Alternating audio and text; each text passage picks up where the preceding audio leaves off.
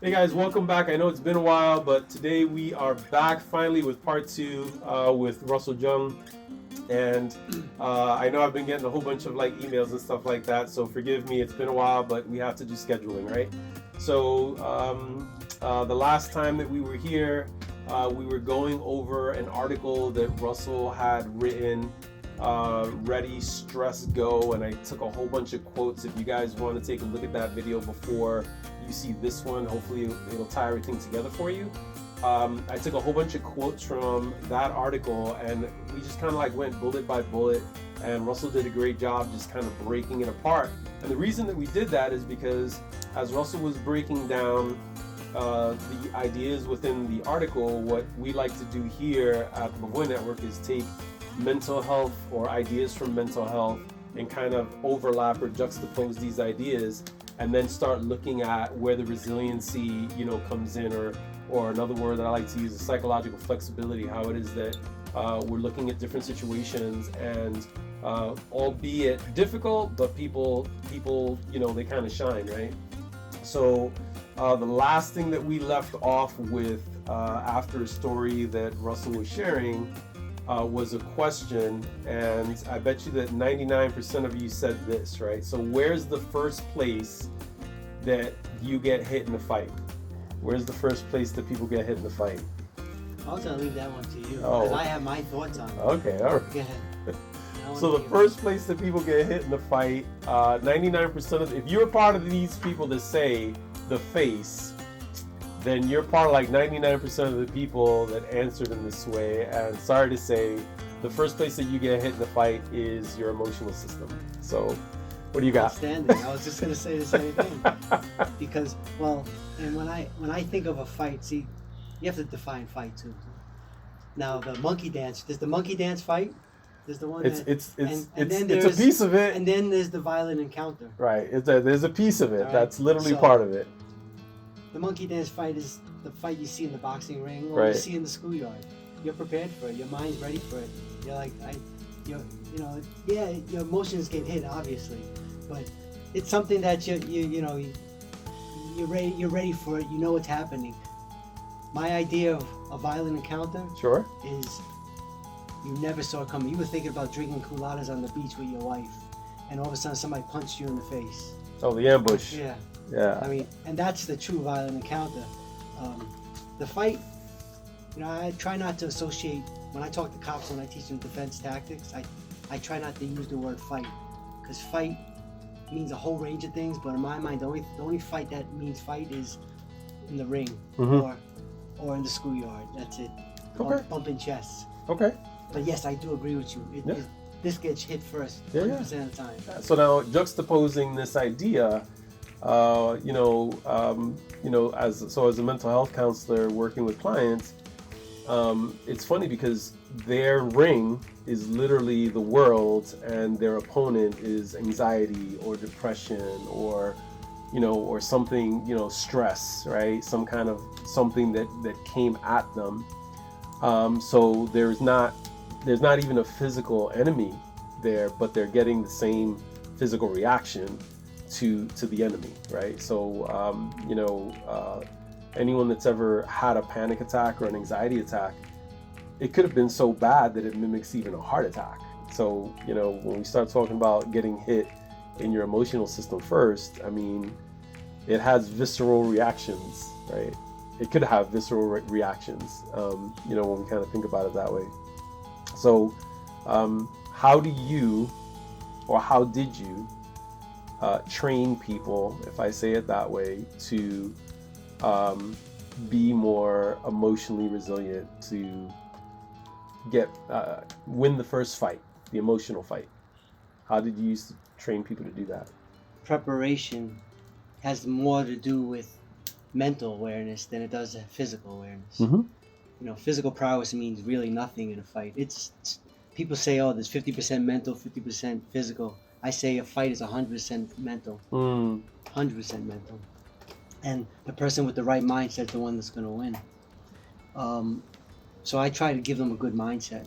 I mean, when I teach tactics to officers, my first hour and a half before I even get to my hands, tactics with the hands is getting the mind right.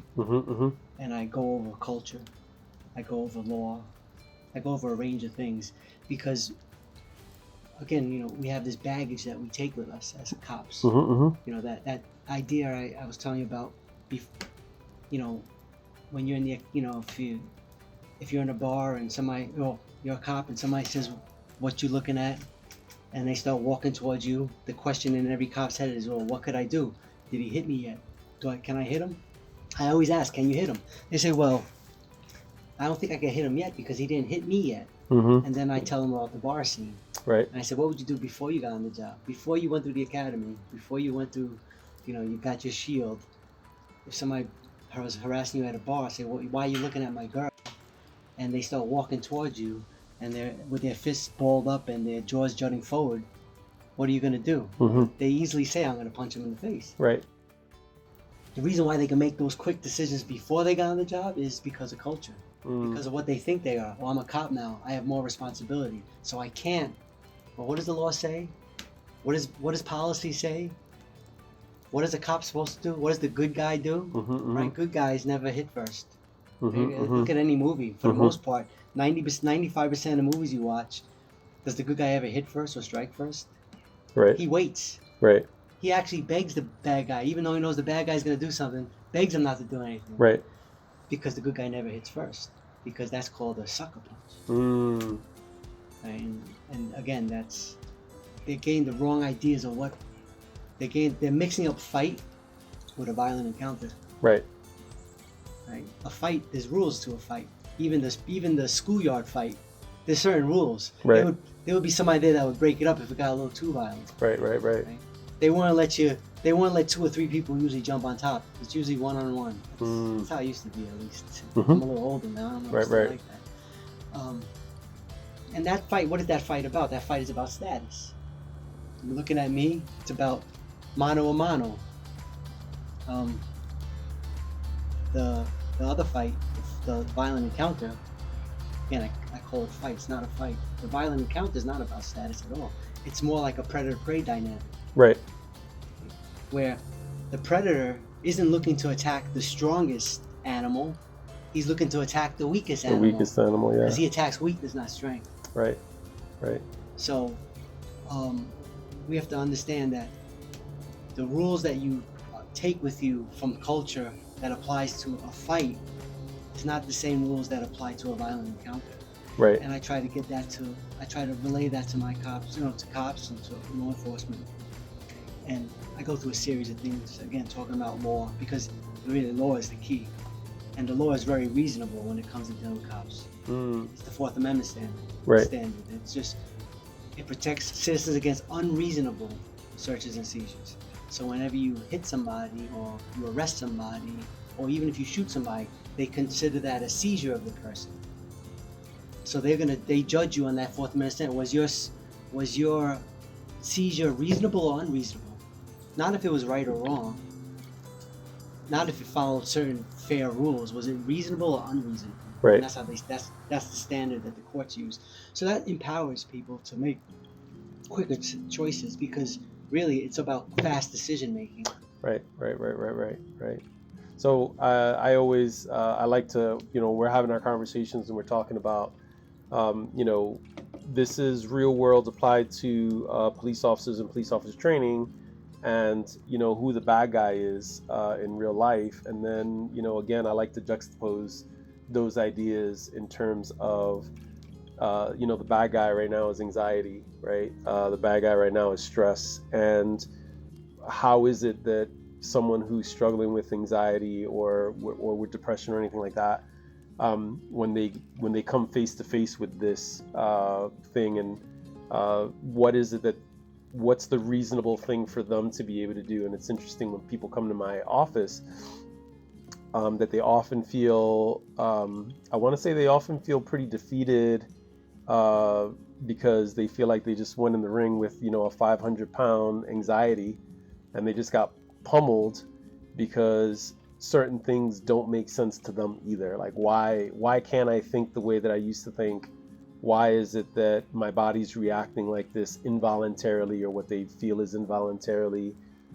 these things don't make sense to me. And then when I apply, so, you're applying knowledge in terms of the Fourth Amendment. I'm applying knowledge in terms of how the body works, right? And then once I apply that and say, no, that's exactly what's supposed to happen because of this, this, and this, explaining that to them, it makes sense. Now it's like, oh, okay, that does make sense, right? If you break your arm and now you have to put it in a cast, it makes sense why you can't write with that arm, right? Well, emotionally speaking, if you get an emotional stressor over and over and over again, or something that's so big and significant all in one shot, like one dose, you're going to get what's called a stress injury, and that could look like anxiety, or that can look like depression, or something along those lines.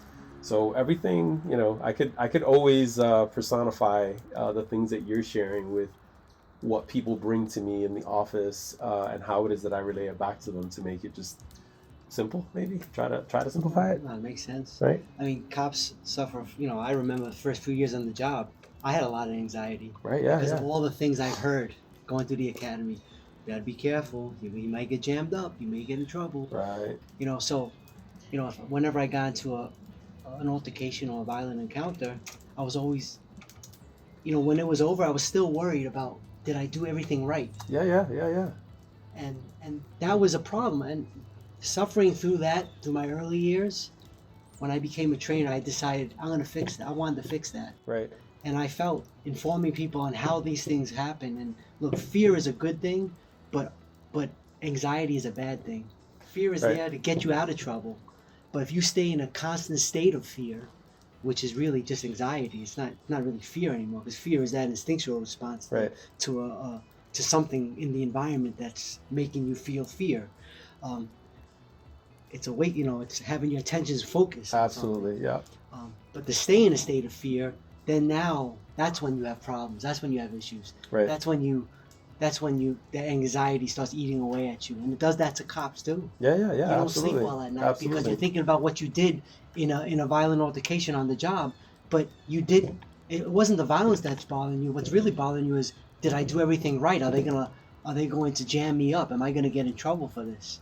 Right. Which is, if that's in the back of your mind all the time, that's living in anxiety, and that's going to affect your decision making in the future too. Nice. Yeah. Absolutely. So, Yeah.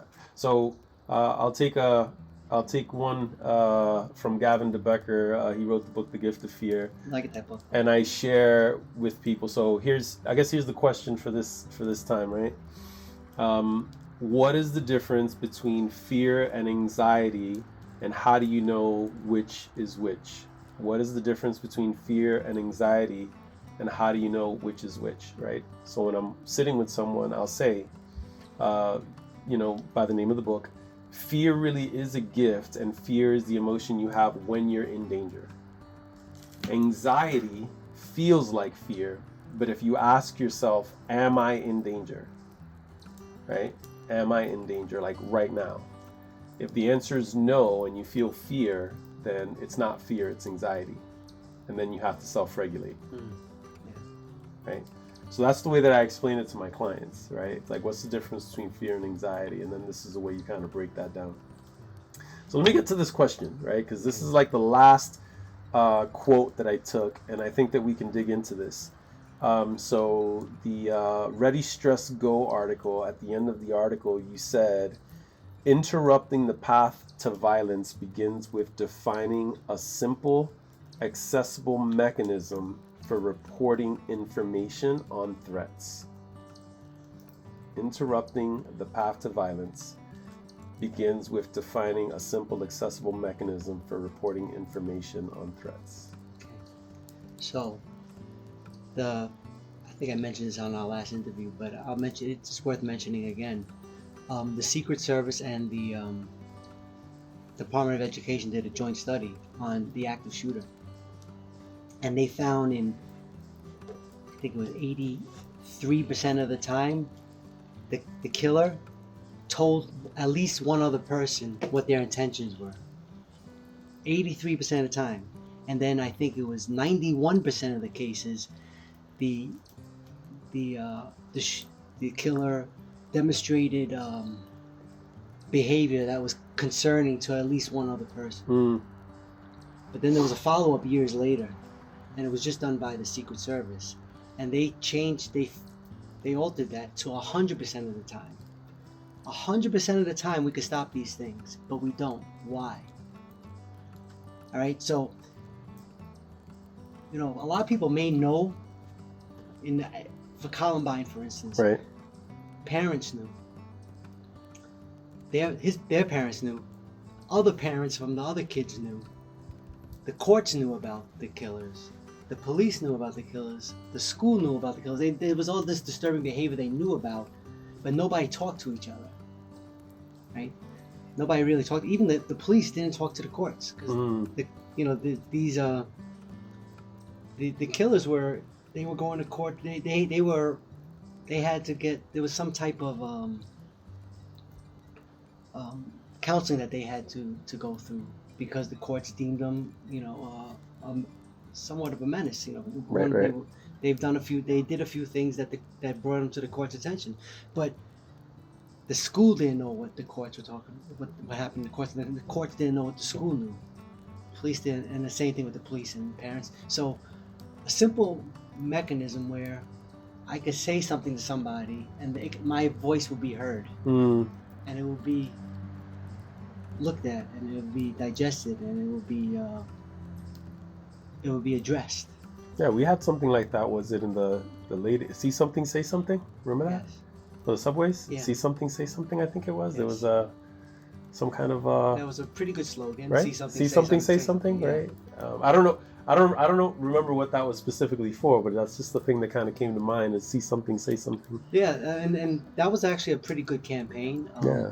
But the mechanism needs to be somewhere centralized, maybe with the school, and there needs to be conversation with law enforcement. There needs to be conversation with the courts. There needs to be conversation with psychologists and the medical professionals. Mm-hmm. We tend to think, popular society tends to believe, oh, it's medical. You can't, it's psychological. You can't talk to other people about it.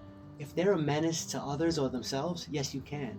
Right. They're not protected under the confidentiality. They're not protected against that when they're a danger to themselves or others. Right. So this idea that I can't say anything because he's under care of a psychiatrist is not necessarily a true statement.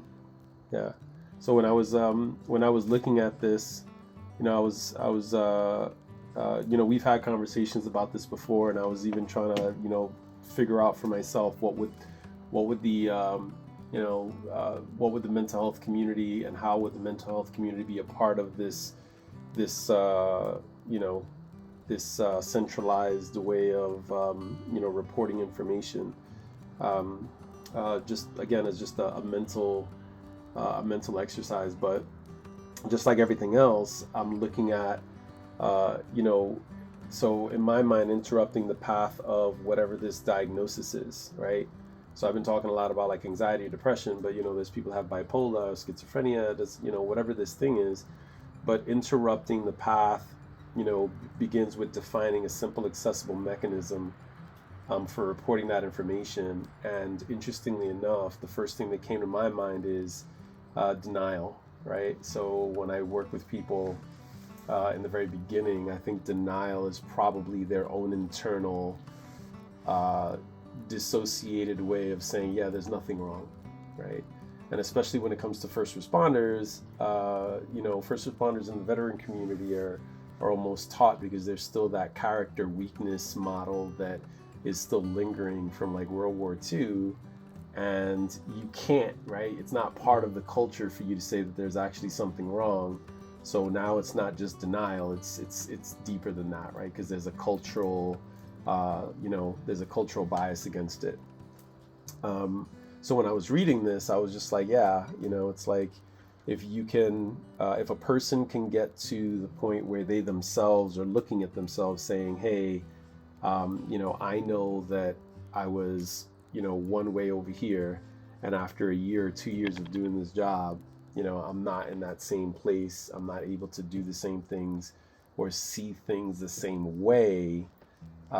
It's like, okay, now we begin to define a piece of it, And then now it's like, okay, before it goes into anything in the injury field, I like to talk about, this is another term, not my term, mental performance initiatives for the combat athlete, right? Big term there. So PD, EMS, fire department, right? We're all combat athletes. We have to, in many occasions, lift, push, pull, run, jump, squat, do uncomfortable things in uncomfortable places. And we have to do this with a very specific emotional mindset, right? And then when we're done, we have to go home and kiss our husbands and kiss our wives, hug our children, and so on and so forth, right? So there's, all that, that happens. So as I was reading this, one of the things that that just, kept on coming back to me in terms of like building resiliency is just being able to have a mechanism to have a dashboard, right, in your mind that says, oh, the check engine light is on. Oh, the gas light is on. We need to go get some gas, right? If you're hungry, the gas light is on. We need to go get some gas. Oil. Oh, you need to do an oil change, right? Oh, the oil light is on. I kind of keep on going back to this because everyone knows how to build physical strength. How do you teach people? What's another way that you teach people how to build, emotional resiliency? What's another key facet for you when it comes to like building emotional resiliency for people? Really, it's just, it's as simple as knowledge. Right. It really is. And when you're talking to them and when you're training them, for instance, in my case, when I'm dealing with police officers, a lot of times they know what they can't do. They always know what they can't do. They never know what they can do. It's very hard to teach somebody what you can't do. Because in order for me to teach you what you can't do, you have to think about what you can't do before you could, you have to think about the not to do it before you to not do it. Right. Like you have to think about it first and then not do it. It's like saying don't think about an orange and green kangaroo. Right. You have to think about the orange and green kangaroo first before you don't think about the orange. It's impossible. Right. We're not good at thinking in negatives. So teaching people in positives, giving them positive guidance, telling them what they can do. Right. Tell them to be reasonable. Right. Tell them to look for justice. Now, that's how you reach out to them. That's why I go through the law with the cops. Right. Because the law is, believe it or not, you think the law is all legalese. It's not at all.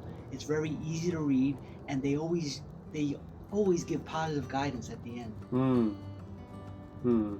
So, I always refer back to the file, right? Like we have files, and if a situation comes up and you have a file for it, then you say, I got this. But if a situation comes up and you don't have a file for it, that's where people go, holy crap, and then, a post-traumatic stress incident can happen because depending on how big that situation is, it could really jar you, right? So what I like about what I'm hearing is that, you're basically trying to create a file for this person of all the do's, right? Because if you focus on the do's, right, I can do this, I can do this, I can do this, I can do this, for whatever the situation is. And now that I even hear myself say that out loud, having 50 do's is not always a good idea for one scenario either. I digress. I'm sure that's another section, another video. But having one or two options to deal with an incident is probably a good way to maintain some good emotional, psychological, mental resiliency when you're handling a situation. Yeah, no, I agree. Go back to the driving scenario, which I keep on going back to because we do it all the time, and It's so easy to understand it when you talk about driving again. But there's a million things that could happen to you on the road, but I can't train you for the million things. Right. But what I could do is teach you good basics. Right. People discount the basics. They always want to have the high drama and the cool, and the maybes and the what ifs and the impossibles that may happen. Right. The movie scenarios, the made-for-TV movie scenarios. if I just teach you the basics, Right. you're going to survive driving all your life. Right. And people do that. They drive a 2,000, 3,000 pound missile back and forth 100, 150 miles a day, and they're still alive. And they do this every day for the rest of their life. And most of them don't even get into an accident. How is that possible? Right. All the different scenarios. A raccoon runs across the road. A tree falls down. How do they survive? Oh, rain, pour, they hydroplane. I don't need to have you go into hydroplane mode to teach you that be careful on the rain when it rains. Right. Right? You just be reasonable when your actions. Right. You know, and that's the point. We don't have to think. We overdo it. We think we have to think about every little nook and cranny to make it right for them. People are smarter than we give them credit for. Mm-hmm. All we need to be is good trainers. If we're good trainers, if we teach them basics and we give them confidence in their basics, they're gonna have the confidence to keep on moving forward. I think so. I love that because I think it's the same approach that I use when I'm working with clients, because especially with the population that we're involved with, if it's too mystical or if it's too like upside down okay signs, right? If it's too out there, it's really, people are really not going to look at it in our community, but if you drive it, make it pretty simple, explain it, right? Let there be some substance behind it. I think people kind of buy into it. As much as people hear this, one of the most basic things that we teach people to do in a way that is, a lot of people just don't know how to, I know it sounds funny, a lot of people don't know how to do this right, is just breathe, right? People just don't know how to breathe well. So, one of the things that I tell people in terms of like, take a pause, take a deep breath, hold it for a second, and then let it go. And then, and then you can engage whatever that issue is. But try to hold on to that feeling that you just had when you exhaled, right? So when you exhale, parasympathetic nervous system kicks in. Technically, you're a little bit calmer, your blood pressure and your heart rate just kind of came down a little bit. And if you try to deal with that situation and that, at that level, the cops on the line with the agitators, right? It's just like, no, it's just noise. It's just background noise, right? This is all it is. It's just noise. These are just words. Nothing, it is what it is. As long as they stay over there. And you can rationalize it too. Yeah, right? Rationalize it. It's just, right. And breathing helps you rationalize it. Yeah. The way I talk to law enforcement about breathing is real simple. When you were young and and you got hurt, and your mother came up to you when you were crying, and she said, "Take a deep breath, honey. Yeah, right. Take a deep breath and breathe." That's it. And what happens? Yeah. You feel better. That's it. There's nothing magical about it. It's just take a breath. Right. We could talk about the parasympathetic nervous system and all this, but we don't have to. Right. What did your mama tell you to do? Simple. And you did it, and it worked for you. That's it. All they want is guidance and confidence. Oh wait, and they could reason, say, you know what? I did remember that. It did help me, and I tell my own kids that. So yes, of course it's gonna work for me. Just breathe, and so giving them that context of breathing, giving them the idea that, what you can do, not what you can't do. Right. Letting them know that, going back to the agitator, they want you to get angry. So why would you play up to the expectation? Right. Right. You can rationalize that now. So all these things help you stay in your forebrain. Yes. Instead of going to your midbrain. Yeah, absolutely. If that makes sense. Absolutely. I want to keep cops out of their midbrain. I do want them to tap in their midbrain when they need it. Right. And I give them scenarios for that. Right. But for the most part, 99.9% of the time, I want cops using their forebrain, their rational brain. Right. For the most part. Right. Yes, every once in a while, they're gonna have to jump into. Get tactical, right? I gotta get tactical. Right. I gotta take care of it now. That instinct kicks in. Right. That's what fear is for. Fear lets you know something's happening now. Once you take care of it, you get breath. Yep. Bring yourself back to forebrain thinking, and drive on. Right. Exactly.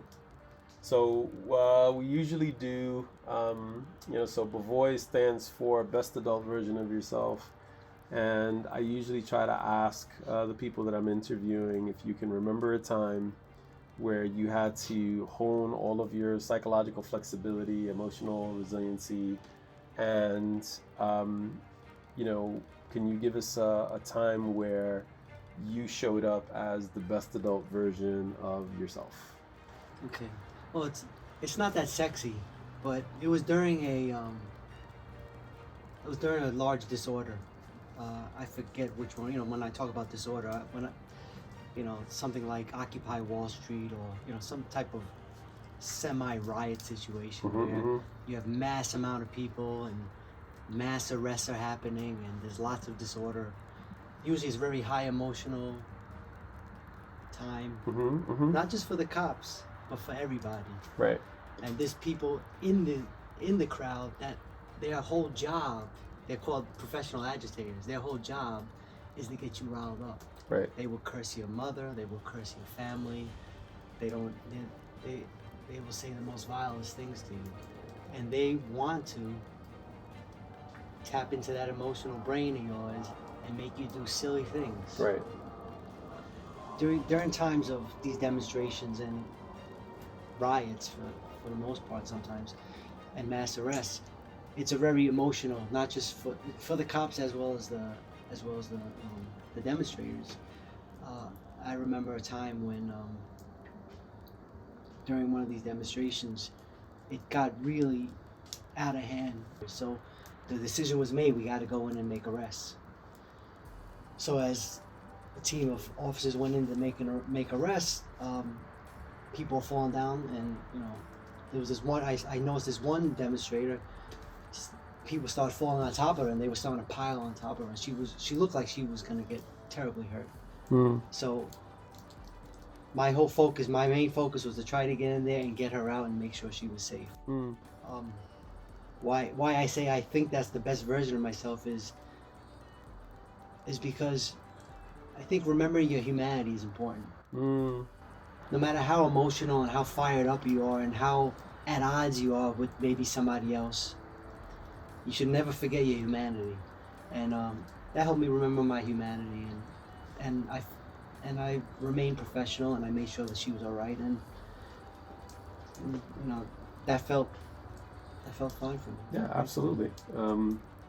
Honoring your value to who you are as a person. I mean, being on the job, being a police officer, you would think that, and it's not for everybody, but you would think that you would have the value of like justice or protector or something like that. But different people join the department for different reasons, and for you to be able to honor the value that you have in a situation that was, like really, really hostile, and you can still look at and be compassionate in the midst of a time where you're supposed to like be on, beast mode and start arresting people, if I kind of say it that way. Obviously not derogatory, but the idea of being honoring your own value system, right? In this example, I think is great. A great way to say that you showed up as the best adult version of yourself in that capacity. Well, you always have your human response first, though. We always want to be professionals, but you have your human response. Your human response is always first. You want to get to your professional response as fast as you can. Right. I think we've had conversations about this before. Absolutely, yeah. But you're always going to have that human response first, right? And emotions is part of being human. Yeah, absolutely. And sometimes you have to disconnect that emotional response because it's not going to be helpful at the time. That makes sense.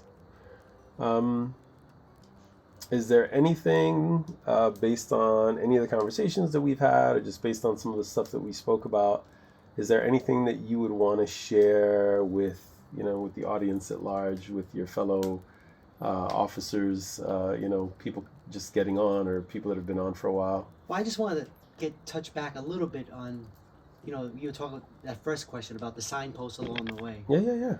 I just think it's important because, we're living in a society now where we're thinking, the active shooter or violence could happen anywhere at any time. That's never a true statement, ever. From ideation to actual action, from the idea in somebody's mind to do it to the actual action, there's many steps along the way where you could stop this person or you could address the situation. Yep. Right? It's proven time and time again. 100% of the times in active shooter situations, this person was known to other people that there was a problem, but nothing was done along the way. There was no intervention. There was no talking to this person, say, stop, you can't do that. There was just pushing him along. So when the FBI behavioral unit said this on an active shooter article they wrote, Right. and they talked about the sign. There's signposts along the way. Right. And they're there for everybody to see. But are you going to do something about it? Are you going to stop and say something and address it? So violence never happens out anywhere. It's only that's movie stuff. Reality is this: you could stop violence well before it happens. From when the idea starts, you could stop it there. Right. Or when the idea forms, you can actually stop it there. Right. And so, we got to get together. We got to start opening our eyes, and it's all right to say something. Yeah. Absolutely. See something, say something. See something, say something. It comes back around. Yes. And again, just to kind of juxtapose that, it's the same thing with, with mental and emotional health. There are signposts along the way, right? So if you used to be able to sleep and you can't sleep the same way you were sleeping before, guess what? That's a signpost, right? If you used to be able to laugh and, you're not able to do that anymore, guess what? That's a signpost, right? If you keep on getting things like headaches, or if you find yourself to be like irritable all the time, for whatever, like just nonsense, guess what? That's a signpost. So, before somebody becomes a stress injury, where it becomes, like emergency room critical, right? Or, we don't even have to go that far. I kind of want to echo the same thing that you're saying. In real life, there are signposts to violence and violent actors. And in life, there's also signposts to your own mental and emotional health if you're willing to be truthful and honest with yourself. Especially if someone comes up to you and says, hey, I noticed that, you're different, or you used to be like this, and, something's changed. Guess what? That's a blaring signpost. That's a neon signpost, right? That someone's really trying to, someone that loves you is trying to give you a visual by kind of pulling up a mirror in front of you and saying, do you see what I see? So don't be upset at those people when they do it. But yeah, I love, juxtaposing that, because it is true. A lot of this stuff is preventable. We're just looking at it, and we're looking at the sexy side of it, as you would say, which is very reactive, versus the actual, we have the tools to prevent it, right? We definitely have a way of preventing it if we apply it. Now, what was the word we're looking for? Simple, accessible mechanism for reporting information is. Yes. That's still to come, but we should be able to come up with this thing. Yeah, good stuff. Tell people where they can find you. Tell people where they can find you and get training from you, and get some of this knowledge that you got going on. Just go to ariestactics.com. Nice. Check out our website. Have all the information up there. Our emails are up there. Either email me, Russell Jung, or Danny Modell. We'd love to speak with you and talk to you.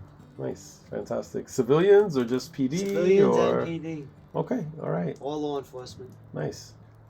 Guys, thanks for watching. Hopefully you guys really enjoyed this segment, and we will catch you guys on the next one. Be good.